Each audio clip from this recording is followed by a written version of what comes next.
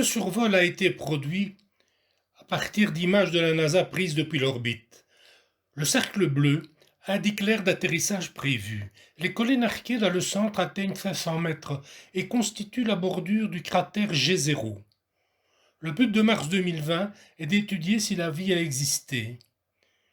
Il fait trop froid et sec pour que la vie existe sur la surface martienne actuelle, mais après que le cratère G0 se forma il y a des milliards d'années, l'eau y était abondante et formait un lac profond, de la même dimension que le lac Tahoe, Sierra Nevada. Finalement, comme changeait le climat de Mars, le lac G0 s'assécha et l'eau de surface disparut de la planète. Un ancien lac est un endroit fantastique pour poursuivre notre objectif de recherche d'une vie martienne possible. Sur Terre, des lacs sont remplis de créatures vivantes. Une preuve de cette vie se trouve souvent préservée dans la boue et le sable au fond du lac. Aussi, utilisons-nous des instruments du rover pour explorer les roches des anciens lits de lacs. Ici, nous pouvons voir la preuve du lac antérieur. Un canyon découpant le bord du cratère fut sculpté par une rivière. Alors que l'eau pénétrait le lac, elle ralentit et déposa le sable et la boue qu'elle transportait pour former un delta de la forme d'un éventail. La ligne blanche est un chemin qui peut suivre le rover au cours de ces 2 premières années, appelée la mission principale. Pendant cette période, nous utiliserons les instruments scientifiques du rover pour analyser les sédiments du lac. Après l'exploration du delta, nous espérons étudier la ligne de rivage de l'ancien lac pour trouver l'endroit où nous le traverserons, une mer de dunes de sable moderne. De cette perspective, vous constaterez que les rives antérieures ont découpé un promontoire. Nous pouvons imaginer des vagues dans le lac G0, frappant une plage de sable, et finalement arriverons sur le bord du cratère. G0 Crater fut formé quand un grand objet heurta la planète et mit à jour des rochers profondément ancrés dans la croûte martienne, ce qui les exposa sur le pourtour de l'impact pour que nous les étudions. Ces roches auraient été chaudes peu de temps après l'impact et peuvent avoir abrité des sources chaudes. Les dépôts de ces sources seraient une autre cible de notre recherche d'une vie antérieure sur Mars.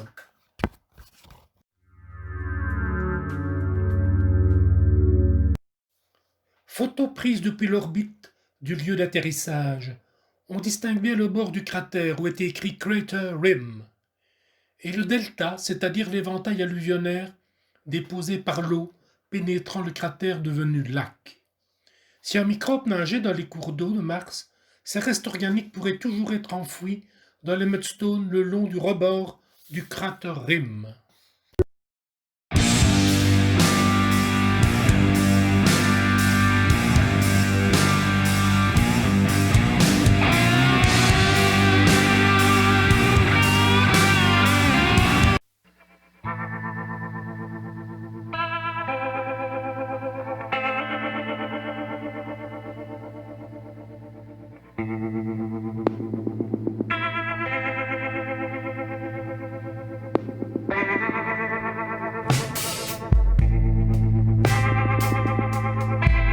Jezero Crater est un lieu très intéressant. C'est un cratère qui fut jadis un lac, un canal d'entrée et un canal de sortie. Et ce cratère fut rempli d'eau. Dans Jezero, nous avons l'un des plus beaux deltas alluvionnaires préservés sur Mars. C'est l'un des endroits où peuvent vivre des micro-organismes, où ils peuvent être préservés et où on peut les trouver après plusieurs milliards d'années. Il n'y a pas d'autre endroit sur Mars qui peut combiner à la fois l'environnement d'un lac, un delta si bien préservé et la diversité minéralogique que nous avons dans G0 Crater. Le but principal de la présente mission est d'étudier l'astrobiologie sur Mars, et en particulier répondre à la question de savoir si la vie a existé un jour sur cette planète. Le rover débute avec un design semblable à celui de Curiosity, mais avec un nouvel ensemble d'instruments scientifiques. Et ces instruments scientifiques furent convenablement sélectionnés pour nous aider à la recherche de biomarqueurs. Nous avons pris un microphone avec nous. Pour la première fois, nous allons pouvoir disposer de ce sens humain sur une autre planète. Persévérance a emporté avec lui une grande expérience dans la technologie des activités spatiales, un hélicoptère dont le nom est Ingenuity. L'une des améliorations majeures de Perseverance sur Curiosity est l'autopilotage sur une distance de 200 mètres par jour. En cours de cheminement, le rover construit la carte de son trajet. Les scientifiques depuis des années nous ont dit que pour vraiment percer les secrets de Mars, nous devons ramener des échantillons sur Terre. Donc, ce que Mars 2020 va faire est de forer des échantillons, de les mettre dans des petits tubes.